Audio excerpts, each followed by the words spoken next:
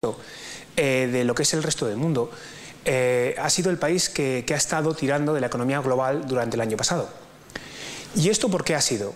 Por un lado, nos hemos encontrado con una realidad, que es que el gobierno chino, que tiene bolsillos muy profundos, tiene más de 2,3 en español sería billones o trillones en concepto norteamericano de dólares en reservas, empezó a inyectar capital a través de la banca, que es una banca estatal, ante lo cual seguía básicamente los principios del Politburó y del Partido Comunista, empezó a inyectar capital en el mercado chino. Entonces, ciertamente, la estructura del PIB chino en el 2009, un 60% del crecimiento estuvo vinculado a la inversión, tanto pública como privada.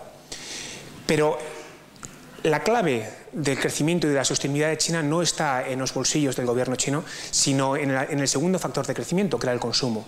Por primera vez en la historia moderna de China, y esto es desde el 78, el consumo ha sido el segundo factor más importante de crecimiento y de sostenibilidad del PIB de este país, ¿no? Alrededor de un 40% de la economía creció en base al consumo. Y por primera vez en los últimos 15 años la balanza comercial fue negativa. O sea, China no ganó dinero por su compraventa, ¿no? Entonces estamos hablando de un cambio muy importante de estructura. Entonces, antes de entrar en las predicciones para este año, me gustaría explicarles a todos pues una reunión que hubo del Politburó. El Politburó es pues un poco como el Consejo de Ministros de lo que podía ser España, ¿no? Es la reunión de aquellos gerifaltes políticos que deciden qué hacer y de qué manera hacerlo pues con la economía china, ¿no? Entonces, en el 2002, el Politburó chino se reunió convocado por el aparato militar, por los representantes militares del Politburó, que pusieron sobre la mesa un miedo que tenían acerca de la sostenibilidad del modelo de crecimiento chino. Venían a decir que un país cuyo PIB crece en base a la inversión, a la balanza comercial, o sea, básicamente un país que atrae inversión para producir y reexportar, cuya ventaja competitiva es el bajo coste.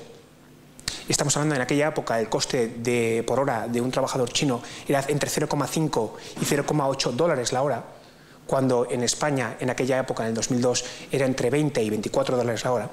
Entonces, un país cuya ventaja competitiva en el mundo es el bajo coste y está orientado a la exportación de productos, es un país que depende de factores externos. Y el gobierno estaba diciendo, no podemos, un país como China, con las ambiciones que tenemos nosotros, que queremos ser la primera economía del mundo, no podemos depender de Europa o de Estados Unidos de que sus mercados tiren de nuestra economía interna. Entonces se hicieron una serie de cambios estructurales que han llevado a lo que estamos nosotros ahora mismo viendo, que es un proyecto para cambiar la estructura del PIB de China.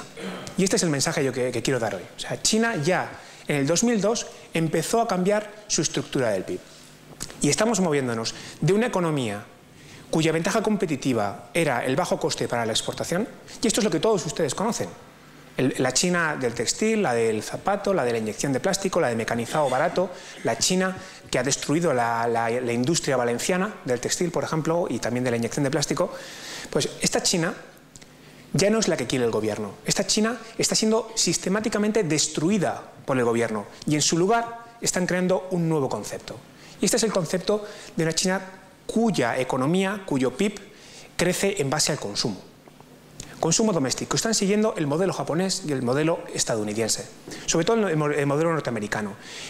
La lógica es, si tenemos una base real de consumidores de 300, 400 millones de personas de clase media, vamos a ser autónomos. Nadie va a poder mirar hacia abajo a China, porque seremos una de las primeras economías más importantes del mundo, ¿no? Entonces empieza el cambio del PIB.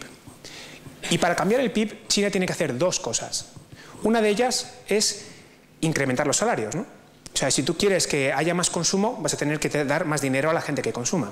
Entonces, por primera vez, desde 2004 al día de hoy, por primera vez en 25 años de historia china, el salario del trabajador de cuello azul, como llaman ellos, el trabajador de fábrica, empieza a verse incrementado.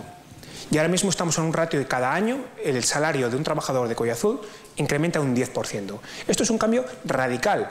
China ha cambiado muchísimo. Se dice que un año de China es como 4 años del resto del mundo. Es un país que cambia rápidamente.